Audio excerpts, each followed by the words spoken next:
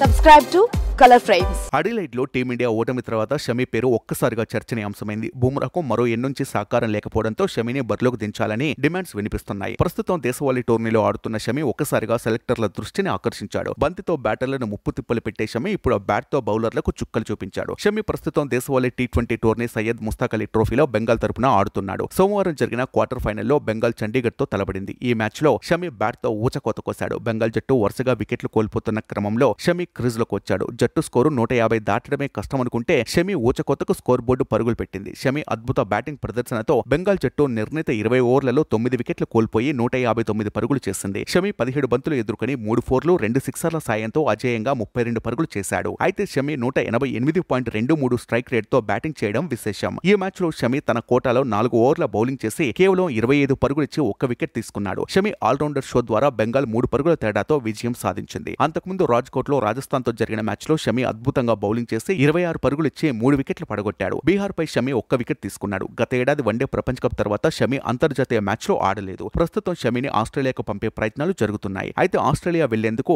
NCA ఇంకా clearance ఇవ్వలేదు. రోహిత్ కూడా ఇదే విషయాన్ని చెప్పాడు. షమి పూర్తిగా ఫిట్ గా లేడంటూ రోహిత్ పేర్కొన్నాడు. కానీ షమి బోర్డర్ గవాస్కర్ ట్రోఫీలో ఆడాలని భావిస్తున్నాడు. షమి జట్టులో చేరితే టీమిండియా పేస్ ఖచ్చితంగా బలపడుతుంది. వీడియో మీకు నచ్చినట్లయితే ప్లీజ్ లైక్ చేయండి, షేర్ చేయండి, కామెంట్ చేయండి.